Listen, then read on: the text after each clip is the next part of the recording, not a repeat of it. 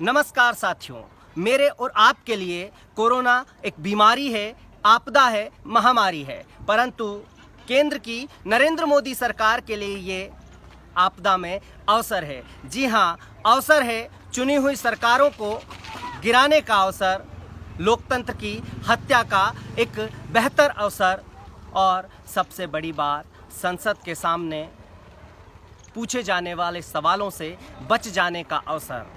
2014 के चुनाव में जीत के बाद जब संसद की दहलीज को चूमकर माथा टिकाकर नरेंद्र मोदी संसद भवन में प्रवेश कर रहे थे तो लगा था कि लोकतंत्र जिंदा होगा, पुनर्जीवित होगा। लेकिन आज जिस प्रकार आम जनता के सवालों से भारतीय जनता पार्टी और नरेंद्र मोदी जी भाग रहे हैं, उससे ये लगता है कि वो आपदा में अवसर तलाश रहे हैं।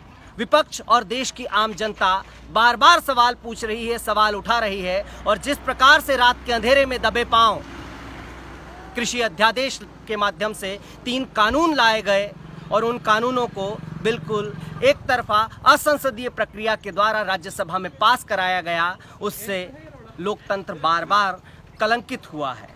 और आपकी जो उम्मीदें थी, उन उम्मीदों को प्रधानमंत्री ने ध्वस्त किया है। वो उम्मीदें युवाओं के रोजगार की उम्मीदें थी, वो उम्मीदें गृहिणी के राशन की महंगाई कम होने की उम्मीदें थीं, लेकिन 93 रुपये लीटर पेट्रोल और 83 रुपये लीटर डीजल और 750 रुपये में रसोई गैस का सिलेंडर, और न जाने कब से वो रसोई गैस की सब्सिडी हमारे खातों में नहीं आई है, उन्हें भी शायद पिछले दरवाजे से कहीं बंद कर दिया गया है। क्यों? क्योंकि कोरोना नरेंद्र मोदी सरकार के लिए आपदा में एक अवसर है।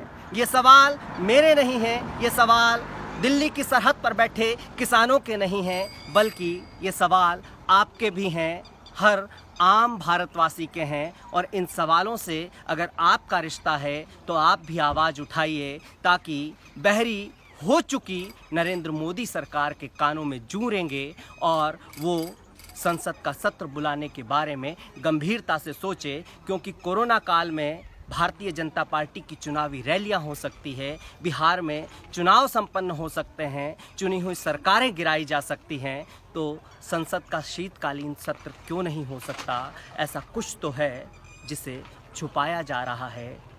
इसलिए सवाल उठता है कि संसद का शीतकालीन सत्र क्यों नहीं? जय हिंद, जय भारत।